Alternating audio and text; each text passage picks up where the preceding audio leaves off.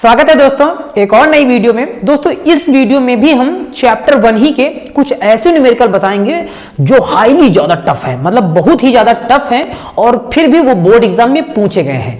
अगर वो न्यूमेरिकल आप लोग सुनेंगे ना तो पहले छोड़ के चले जाएंगे। उन्हीं न्यूमेरिकल का हम सोल्यूशन देने वाले हैं, क्योंकि अब हम अपने चैनल पर जितने भी क्वेश्चन या बोर्ड एग्जाम में या नीट एग्जाम में या जेईई एग्जाम में पूछे गए हैं सभी का सोल्यूशन चैप्टर वाइज प्रोवाइड कर रहे हैं। तो अगर आप मेरे चैनल से लगातार कंटिन्यू जुड़ जाएंगे तो न्यूमेरिकल का डर तो खत्म ही हो जाएगा और साथ में फिजिक्स की प्रिपरेशन बहुत अच्छे से हो जाएगी।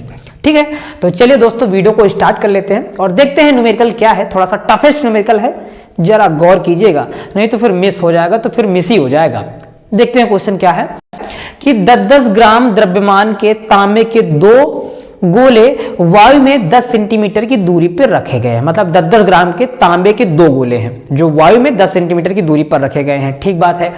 प्रत्येक 10⁻6 तांबे के परमाणुओं के लिए एक गोले से एक इलेक्ट्रॉन दूसरे गोले पर स्थानांतरित किया जाता है। मतलब जो तांबे के परमाणु हैं 10⁻6 में 10⁻6 परमाणु के लिए एक इलेक्ट्रॉन एक गोले से दूसरे गोले में जाता है। ठीक है, गोले पर स्थानांतरित किया जाता है। इलेक्ट्रॉनों के स्थानांतरण के बाद दोनों गोलों के बीच कूलाम बल की हमें गणना करनी है। अगर इलेक्ट्रॉन चले गए हैं तो अब बताना है कि उन पे कितना बल लग रहा है। और इसमें साथ में यह भी दे रखा है कि आवोगाद्रो संख्या कैपिटल N बराबर दिया गया है 6.022 गुणे 10⁻23 मोल इनवर्स दे दिया गया है। तांबे का परमाणु भार दिया गया है 63.5 ग्राम प्रति मोल और इलेक्ट्रॉन का आवेश दे रखा है 1.6 गुणे 10⁻⁻19। देखो पढ़ के ही लग रहा है ये कितना कठिन क्वेश्चन होगा, कितना कठिन न्यूमेरिकल होगा ये। ठीक है, अब इस ऐसा न्यूमेरिकल देखेंगे तो लोग पहले ही डर के आगे बढ़ जाएंगे, स्किप कर जाएंगे, लगाएंगे ही नहीं। नीट में आएगा तब तो फिर लगाना ही पड़ेगा, बोर्ड एग्जाम में आएगा अगर आपको 90+ मार्क्स लाने हैं तब तो फिर न्यूमेरिकल लगाना ही पड़ेगा। आप स्किप नहीं कर सकते हैं, भाग नहीं सकते हैं। कितना भी कठिन न्यूमेरिकल आ जाए आपको प्रैक्टिस करना है। और फिर देखो एक बार प्रैक्टिस हो गई ना तो न्यूमेरिकल एकदम वाह कितना बढ़िया लगेगा, कहेंगे अरे ये तो वही है जो हमने 10 बार इसको लगाया था। आपके अंदर इतना कॉन्फिडेंस जनरेट हो जाएगा। अब चलिए देख लेते हैं इसमें क्या क्या कह रहा है और हमें क्या क्या दिया गया है, जरा समझते हैं। देखो इसमें यह कह रहा है कि जो तांबे का परमाणु भार है वो 63.5 है। तो हमें तो यही पता है, ये तो पता ही है कि परमाणु भार में ही परमाणुओं की संख्या होगी और परमाणुओं की संख्या क्या होती है, आवोगाद्रो संख्या। तो तांबे का परमाणु भार क्या दिया गया, यह लिखेंगे कि तांबे के 63.5 ग्राम में 63.5 ग्राम में परमाणुओं की संख्या, किसकी, परमाणुओं की संख्या, परमाणुओं की संख्या कितनी हो जाएगी दोस्तों, ये ऑलरेडी दे रखी है 6.022 गुणे 10⁻23 मोल इनवर्स, ये ऑलरेडी दे रखा है। हम जानते हैं मतलब जो आवोगाद्रो संख्या होती है वही परमाणु की संख्या होती है। अच्छा अब हमें निकालना 10 ग्राम में है, क्योंकि 10-10 ग्राम की 2 तांबे के गोले हैं तो हमें निकालना 10 ग्राम में है। तो 10 ग्राम में निकालने के लिए पहले हमें निकालना पड़ेगा 1 ग्राम में। 1 ग्राम में निकाल आएगा, उसको 10 से गुणा कर देंगे तो आ जाएगा किस, मतलब कितने ग्राम में, 10 ग्राम में आ जाएगा। तो जैसे अगर पहले हम निकालेंगे अतः इसलिए 1 ग्राम में परमाणुओं की संख्या क्या हो जाएगी, परमाणुओं 1 ग्राम में परमाणुओं की संख्या क्या हो जाएगी दोस्तों, 63 है तो इसको 63 से भाग कर देंगे, 1 ग्राम में आ जाएगा। सिंपल सी बात है। तो क्या हो जाएगा, 1 ग्राम में परमाणु की संख्या 6.022 गुणे 10⁻23 बटे, इसको जरा भाग कर देंगे किससे, 63.5 से कर देंगे। ठीक है, अतः अब हमें चाहिए 10 ग्राम का, तो यहां पे लिख लेंगे। इसलिए 10 ग्राम में इसी प्रकार है ना, 10 ग्राम में परमाणुओं की संख्या, 10 ग्राम में परमाणुओं की संख्या 10 ग्राम में परमाणु की संख्या क्या होगी, ये 1 ग्राम में है तो इसको 10 से गुणा कर देंगे तो 10 ग्राम में आ जाएगा। मतलब हमारे पास क्या आ जाएगा, 6.022 गुणे 10⁻23 बटे 63.5 गुणे 10, ये आ जाएगा। इसको दोस्तों जरा हम लोग सॉल्व कर लेते हैं। क्या आएगा, देखो ये वाले 0 से ये वाला पॉइंट खिसक कर यहां आ जाएगा, मतलब 10 हटेगा तो ये 60 बन जाएगा, और यहां 63 है ना, जाएगा तो है नहीं, तो इससे एक घात निकाल लेंगे। मतलब कहने का मतलब क्या है, ये 0 से ये पॉइंट यहां से खसक कर यहां आ जाएगा, ठीक है, और एक घात यहां कम करेंगे तो ये पॉइंट खसक कर यहां जाएगा, क्योंकि जब पॉइंट राइट साइड में जाता है तो पावर माइनस में जाती है, ये आप लोगों को पता होगा। अगर हम पॉइंट यहां से हटाकर यहां ले जाएं तो पावर हमारी कितनी हो जाएगी, हमारी पावर एक घट जाएगी, मतलब 22 हो जाएगी। अब ऊपर भी एक बार नंबर बाद पॉइंट है, नीचे भी एक नंबर बाद है, तो ये वाला पॉइंट से ये वाला पॉइंट हटा लिया जाएगा। अब इसको बगल में सॉल्व कर लिया जाए, डिवाइड कर दिया जाए। अगर आप कैलकुलेटर से कर सकते हैं तो कैलकुलेटर से कर दीजिए, अगर हाथ से कर सकते हैं तो हाथ से ही कर दीजिए। 6022, देखो यहाँ 6 है और यहाँ 60 है, तो 6 नहीं कि 54, 9 बार जाएगा समथिंग में, 9 पन्ना 45 और 9 त्रिक 27 और 27 और 4 31 हो जाएगा, और 9 6 के 54, 54 और 3 हो जाएंगे 57, है ना। ये जब मतलब 12 में 5 जाएगा 7 आ जाएगा, यहाँ बचेगा 1, 1 में 1 जाएगा 0, 10 में 7 जाएगा 3, ऐसा बचेगा, दशमलव लगाएंगे 0 बढ़ाएंगे 30 हो जाएगा, 6 चौको 24, 6 पंचे 30, क्योंकि 5 बार में तो ज्यादा हो जाएगा 4, मतलब जब इसको हम लोग सॉल्व कर लेंगे तो वही 9.4 और उसके बाद बचेगा 2, 4 7 28, 9.48 गुणे 10 की घात 22 आ जाएगा। 10 ग्राम में इतने परमाणुओं की संख्या हो जाएगी 9.48 गुणे 10 की घात 22। अच्छा, अब यह भी कह रहा था कि 10 की घात 6 तांबे के परमाणुओं में एक इलेक्ट्रॉन स्थानांतरित हो जाता है, मतलब अगर 10 की घात 6 परमाणु है तब एक इलेक्ट्रॉन एक गोले से दूसरे गोले में जाएगा, तो 10 की घात 6 से इसको हम भाग कर देते हैं। अतः ऐसे लिख लेंगे, अतः स्थानांतरित इलेक्ट्रॉनों की संख्या, स्थानांतरित कितने सारे इलेक्ट्रॉन स्थानांतरित हुए, अतः स्थानांतरित इलेक्ट्रॉनों की संख्या, इलेक्ट्रॉनों की संख्या, इतने सारे परमाणु हैं तो इलेक्ट्रॉनों की संख्या क्या हो जाएगी हमारे पास, 9.48 गुणे 10 की घात 22 बटे यहां हो जाएगा 10 की घात 6।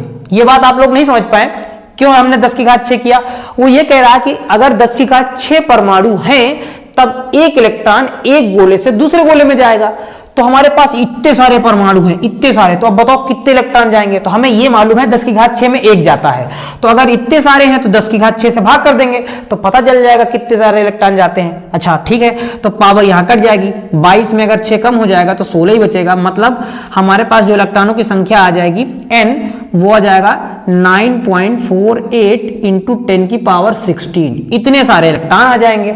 अच्छा, जब हमें इलेक्ट्रॉन मिल गए तो हमको इन पर आवेश भी मिल जाएगा, अतः इलेक्ट्रॉनों पर आवेश भी निकाल लेंगे। अब तो बन ही गया सवाल, है ना। अतः स्थानांतरित, अतः ऐसे लिख लो सिर्फ इलेक्ट्रॉनों पर आवेश, स्थानांतरित इलेक्ट्रॉनों पर आवेश कितना हो जाएगा, इलेक्ट्रॉनों पर आवेश, आवेश वाले फार्मूला लगा देंगे, है ना दोस्तों, कौन सा, Q बराबर Ne, क्योंकि थोड़ा टफेस्ट न्यूमेरिकल है इसलिए आप लोगों को थोड़ा समझना पड़ेगा। अभी रिवाइज करा देंगे फिर से, तो ये वाला क्वेश्चन तुमको दोबारा भी समझ में आ जाएगा कि कैसे हो कैसे रहा है। Q बराबर Ne, तो Q बराबर N, N जरा देखा जाए क्या है, 9.48 है, तो यहां पे लिख देंगे कि 9.48 इंटू 10 की पावर 16 है, ठीक। और E हम लोग जानते हैं इलेक्ट्रॉन का आवेश E बराबर होता क्या है, 1.6 इंटू 10 की पावर माइनस का 19, वैसे बुक में भी दे रखा है ऑलरेडी। पावर देखो कम हो जाएंगी, यहाँ पावर यहाँ कम हो जाएगी, तो माइनस की यहाँ पे 3 बच जाएगी, इसको इससे मल्टीप्लाई कर लेंगे तो Q बराबर हमारे पास क्या आ जाएगा, अगर 16 का 8 से करें तो 16 8 128 होता है, हासिल हो जाएंगे 12, 16 चौके 64, 64 और 12 जोड़ देंगे तो ये हो जाएगा 76 के 6 हो जाएंगे, हासिल 1, मतलब हासिल लग जाएगा 7, और 16 नवैया 144, 144 में अगर हम 7 जोड़ दें तो 151 हो जाएगा, 151, 2 संख्या बाद दशमलव लग जाएगा, गुणे 10 की घात माइनस का 3। जब इसका हम लोग निकटतम मान ले लेंगे तो छोड़े जाने वाला अंक 5 से बड़ा है तो आगे वाले में 1 बढ़ा देंगे, मतलब ये क्या हो जाएगा हमारे पास 151.7 गुणे 10 की घात माइनस का 3 हो जाएगा, ठीक, ये हो जाएगा। या इसको आप अप्रोक्सीमेशन यहां पॉइंट ला सकते हैं तो पावर फिर खत्म ही हो जाएगी पावर, है ना। उसके बाद अब हमें करना क्या है, इसमें हम लोगों को ये करना पड़ेगा, अब इसमें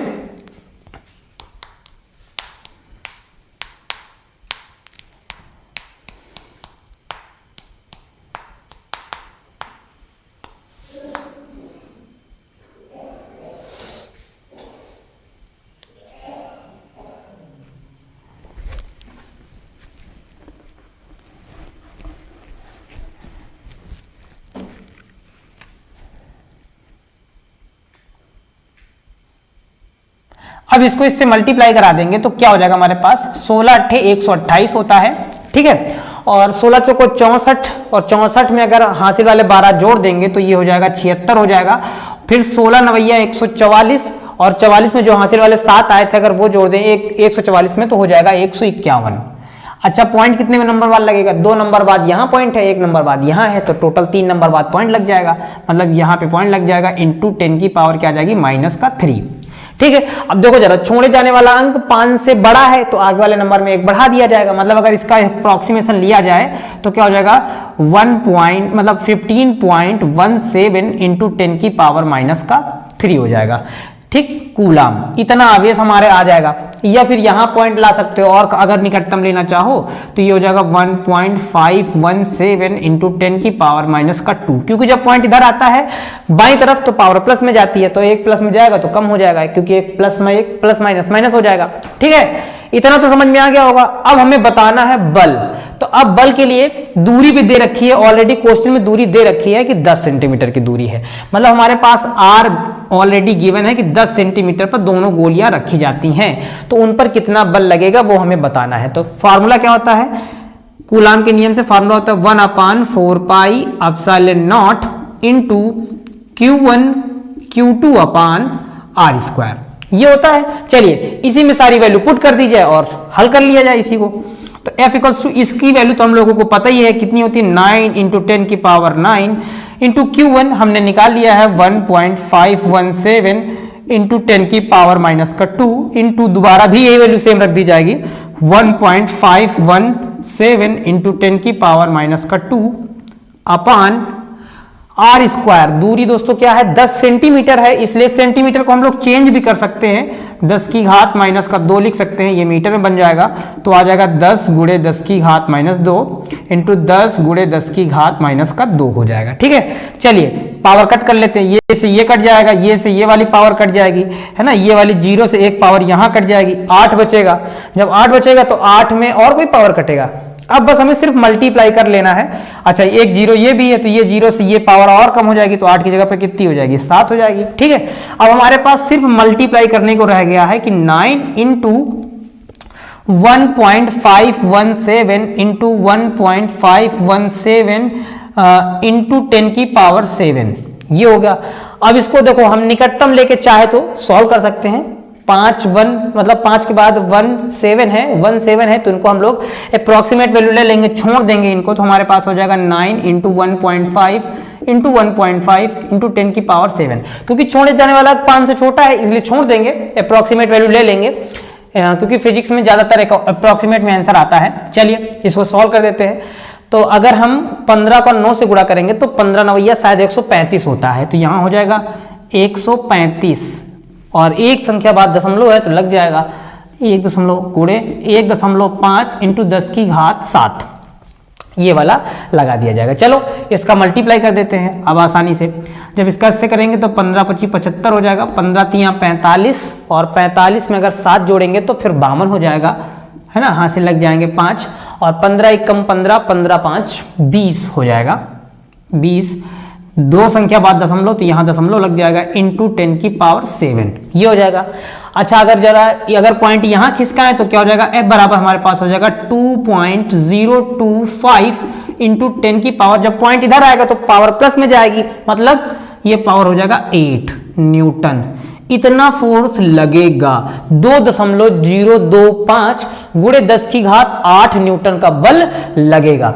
देखो दोस्तों कितना कठिन क्वेश्चन था, लेकिन हमने सिर्फ नॉर्मली कैलकुलेट किया है, आसानी से आंसर आ गया है। एक बार जरा हम फिर से इस क्वेश्चन को बताते हैं हमने लगाया कैसे है। तो क्वेश्चन में ये कह रहा था कि 10-10 ग्राम की 2 गोलियां हैं, ठीक है। उसमें कह रहा था 10-10 ग्राम की 2 गोलियां हैं और 10 सेंटीमीटर दूरी पर रखी गई हैं। अगर 10 की घात 6 तांबे के परमाणु से मतलब 10 की घात 6 परमाणुओं से अगर एक इलेक्ट्रॉन एक गोले से दूसरे गोले में जाता है तब उन पर लगने वाले बल की हमें गणना करनी है। और इसमें अवोगाद्रो की संख्या दे रखी थी और उनका परमाणु भार दे रखा था। तो हम जानते हैं कि 63.5 ग्राम परमाणु मतलब भार में इतने ग्राम में परमाणुओं की संख्या अवोगाद्रो की संख्या के बराबर होती है 6.022 गुणे 10 की घात 23। तो हमें पहले 1 ग्राम में निकाल लेंगे, 1 ग्राम में निकालने के लिए 63 से इसमें कर देंगे भाग, तो 1 ग्राम का आ जाएगा।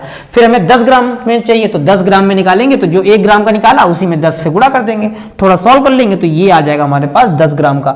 जब 10 ग्राम का आ गया तो अब कह रहा है कि 10 की घात 6 परमाणु से 1 इलेक्ट्रॉन निकलता है, तो हम 10 की घात 6 से इसमें भाग कर देंगे तो इतने सारे इलेक्ट्रॉन आ जाएंगे। जब इतने सारे इलेक्ट्रॉन आ जाएंगे तो इतने सारे इलेक्ट्रॉनों में कितना आवेश होगा, वो हमने यहाँ पर आवेश वाला फार्मूला लगा के ये लगा दिया कि इतने सारे इलेक्ट्रॉनों में इतना सारा आवेश आएगा। जब इतना सारा आवेश आएगा तो बल कितना लगेगा, वो तो कूलाम का नियम से लगाया, F बराबर 1/4πε0 Q1 Q2/r²। सॉल्व कर दिया, आपके सामने आंसर आ गया। कितना बढ़िया था। उम्मीद करते हैं आप लोगों के क्वेश्चन समझ में आ गया होगा। अगर डाउट है तो भाई कमेंट करके जरूर बताइएगा कि कहां पे डाउट है, कहां पे समझ में नहीं आ रहा है। जब आप लोग बताएंगे तभी हम लोग समझ पाएंगे, क्योंकि ऐसे हम नहीं समझ पाते हैं कि आपको कहां न्यूमेरिकल आया कहां नहीं आया। जब तक आप लोग बताएंगे नहीं तब तक हम नहीं समझ पाएंगे। तो उम्मीद करते हैं कि आप लोगों को यह न्यूमेरिकल समझ में आया होगा। अगर डाउट है तो कमेंट करके जरूर बताइएगा, ठीक है। अगर वीडियो जरा सा भी मतलब पसंद आया है तो लाइक भी कर दीजिएगा, ठीक। चलिए दोस्तों देख लेते हैं अगला न्यूमेरिकल क्या है। दोस्तों ये वाला भी न्यूमेरिकल बहुत ही ज्यादा टफेस्ट है, लेकिन हमको इसको भी बहुत ही आसानी से बताना है और आपको आसानी से समझ में आएगा भी। बस वीडियो में कंटिन्यू बने रहना, बोरिंग मत होना भाई। अपने आप को बोर ना होने के लिए आप क्या करिए, कॉपी पेन लेके बैठ जाइए और साथ में कुछ खाने पीने का सामान भी लेके बैठ जाइए, ताकि आपका दिमाग जो है डाइवर्ट ना हो, बट उसी में लगा रहे और आप जो भी बताया जाए उसको ध्यान से पढ़ते रहें, ठीक है। ये एक तरीका है दिमाग को डाइवर्ट ना होने का। चलिए देख लेते हैं अगला न्यूमेरिकल क्या है कि दो एक जैसे वैद्युत द्विध्रुव ए बी तथा सी डी जिनके प्रत्येक के वैद्युत द्विध्रुव आघूर्ण P है तथा 120 डिग्री कोण पर चित्रानुसार रखे गए हैं। इसमें एक चित्र भी है, वो अभी हम बना दे रहे हैं। इस संयोजन का परिणामी वैद्युत द्विध्रुव आघूर्ण ज्ञात करना है। पहले तो हमें परिणामी ज्ञात करना है। फिर कह रहा है यदि x दिशा में एक समान वैद्युत क्षेत्र E आरोपित हो तब संयोजन पर कार्य करने वाले बल आघूर्ण का भी मान ज्ञात कीजिए। देखो दोस्तों कितना ज्यादा टफ सवाल लगता है। अगर केवल लैंग्वेज पे जाया जाए तो बहुत ज्यादा टफ लगता है, लेकिन अगर थोड़ा सा कॉन्सेप्ट पर जाया जाए तो बहुत ही आसानी से न्यूमेरिकल लगेगा। बस जरा आप 2 मिनट का वेट करिए, 2 मिनट में ये आप लोगों को एग्जैक्ट समझाते हैं कि न्यूमेरिकल लगने कैसे वाला है। पहले तो जो फिगर है, पहले तो वो फिगर हम लोग बना लेते हैं। इसमें कह रहा है कि दो जो है वैद्युत द्विध्रुव रखे गए हैं ए बी, एक तो ऐसे ऑलरेडी है, यहां पे हम लोग डॉटेड डॉटेड जो है बना देते हैं क्योंकि बुक में बना है, डॉटेड डॉटेड बना दिया। और एक ऐसे रखा गया है वैद्युत द्विध्रुव, ऐसे रखा गया है। अच्छा अभी इनका नाम भी दे देते हैं। पहले ऊपर और नीचे वाला जो है वो ये वाला A और B है। यहां पे क्रॉस सेक्शन मार देते हैं ऐसे ताकि लगे वैद्युत द्विध्रुव है। और जो दूसरा है वो C और D है। ये C है और ये वाला D है, ठीक। यहां पे मान लेते हैं प्लस का Q है और यहां पे माइनस का Q है। यहां पर मान लेते हैं माइनस का Q है और ये प्लस का Q है, ठीक। बुक में दिया गया है ऐसा, ये वाला प्लस का है और ये वाला माइनस का है। और कुछ दिया गया है देख लेते हैं, और जो भी दिया गया है हम सब कुछ बना देते हैं। यहाँ का जो एंगल दे रखा है, ये वाला एंगल, ये 120 दे रखा है और ये वाली x डायरेक्शन बता रहा है, ठीक। ये x डैश है, ठीक। और उसके बाद कह रहा है हमें तो पहले इसमें परिणामी वैद्युत द्विध्रुव ज्ञात करने के लिए कह रहा है जो AB जो ध्रुव है इसका भी वैद्युत द्विध्रुव आघूर्ण P है और जो CD है इसका भी वैद्युत द्विध्रुव आघूर्ण P है। मतलब वैद्युत द्विध्रुव आघूर्ण क्या होता है, P बराबर होता है, मतलब हमारे पास P बराबर P ही है, P1 बराबर भी P है और P2 बराबर भी P है। ये बुक ही कह रही है कि AB का जो द्विध्रुव आघूर्ण है वो भी P है और जो CD का द्विध्रुव आघूर्ण है वो भी P है। कह रहा है इनका जरा परिणामी वैद्युत द्विध्रुव आघूर्ण निकाल के दिखाओ। तो चलिए पहला पार्ट के लिए तो दिखाई देते हैं, यहां पे लिख देते हैं कि परिणामी वैद्युत द्विध्रुव आघूर्ण, वैद्युत द्विध्रुव आघूर्ण, वैद्युत द्विध्रुव आघूर्ण क्या होगा। वैद्युत द्विध्रुव आघूर्ण परिणामी जब निकालेंगे दोस्तों, परिणामी का आप लोग फार्मूला जानते ही हैं, P डैश बराबर under root P1 square plus P2 square plus 2P1 P2 cos theta, ये होता है, ये फार्मूला होता है। अब इसी फार्मूले में हम लोग वैल्यू चिपका देंगे, खटाक से आंसर आ जाएगा। कैसे चिपकाएंगे चलिए देख लेते हैं। P डैश बराबर अंडर रूट P1, P ही है तो P स्क्वायर हो जाएगा, प्लस P2 वो भी P है तो P स्क्वायर हो जाएगा, ठीक है, प्लस 2P1 मतलब P, P2 मतलब P, cos थीटा कितना रखा जाएगा, देखो एंगल कितना बन रहा है 120, तो 120 रख दिया जाएगा। चलिए इसको और सॉल्व कर लेते हैं। तो P डैश बराबर हो जाएगा अंडर रूट, अब जरा देखो P स्क्वायर सेम सेम तो जुड़ जाएगा, क्या हो जाएगा 2P स्क्वायर प्लस ये P और ये P गुणा हो जाएगा, तो ये क्या हो जाएगा 2P स्क्वायर और cos 120। दोस्तों cos 120 का मान क्या होता है, cos 120 का मान होता है माइनस का 1/2, यहां रख देंगे।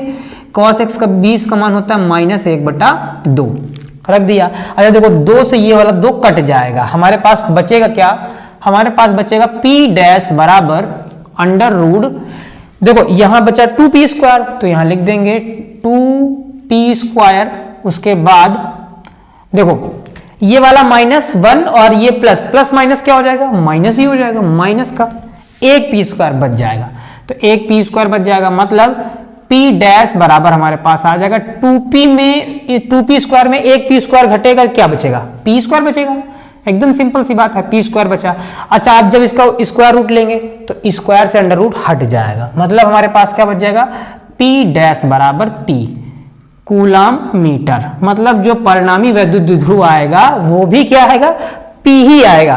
देखो हमने परिणामी कैसे निकाला, इसके पिछले वाले वीडियो में जो हमने परिणामी निकालने का फार्मूला बताया था, सेम फार्मूला बताया था और वैसे ही सेम इसको हमने लगाया है। अच्छा अब इसमें यह कह रहा है कि जरा आप लोग इसमें बल युग्म के आघूर्ण का मान भी बता दो, बल युग्म के आघूर्ण का मान बता दो, यदि वैद्युत क्षेत्र x दिशा में अगर स्थापित हो तो बल युग्म के आघूर्ण का मान हमें बता दो। तो अच्छा जैसे मान लो ये वैद्युत द्विध्रुव आघूर्ण है, ये P है और ये E है, तो पहले तो हमें इन दोनों के बीच का एंगल निकालना पड़ेगा, ये वाला। अगर एंगल मालूम हो गया तो फिर बल युग्म के आघूर्ण को हम लोग आसानी से निकाल सकते हैं। अच्छा अब कुछ बच्चे तो इतना ज्यादा समझदार हैं, वो कहेंगे अच्छा सर ये वाला यहां से लेकर यहाँ तक तो 90 डिग्री एंगल बन रहा है, ये इतना तो 90, तो ये वाला शायद 30 हो जाएगा। अब कुछ बच्चे सोच रहे हैं काहे 30, भाई टोटल तो 120 था। और जो बच्चे समझदार हैं वो बताएंगे कि सर इतना तो 90, तो ये जो बचेगा वो 30 हो जाएगा, मतलब एंगल तुम्हें मिल गया कितना 30। अतः बल युग्म के आघूर्ण का फार्मूला क्या होता है, टाउ बराबर PE साइन थीटा होता है, टाउ बराबर PE साइन थीटा, बस बन गया काम। टाउ बराबर P ही रहने दो, E ही रहने दो, क्योंकि P ही निकला है, E ही है, वो क्वेश्चन में भी कह रहा है। साइन थीटा की वैल्यू रख ली जाए, साइन थीटा मतलब थीटा कितना आया है 30 डिग्री, यहां पे रख देंगे 30 डिग्री, तो मतलब क्या हो जाएगा टाउ बराबर PE और साइन 30 का मान 1/2, मतलब टाउ बराबर क्या आ जाएगा PE/2 न्यूटन इंटू मीटर, ये आ जाएगा दोस्तों इसका आंसर। कितना सिंपल था, मजा आया कि नहीं आया, इस वाले न्यूमेरिकल तो मजा आ ही गया होगा, कह रहे बहुत बढ़िया था, इसमें कुछ था ही नहीं, आसानी से हमने रखी वैल्यू पुट की, पट दे आंसर आ गया, मजा आ गया।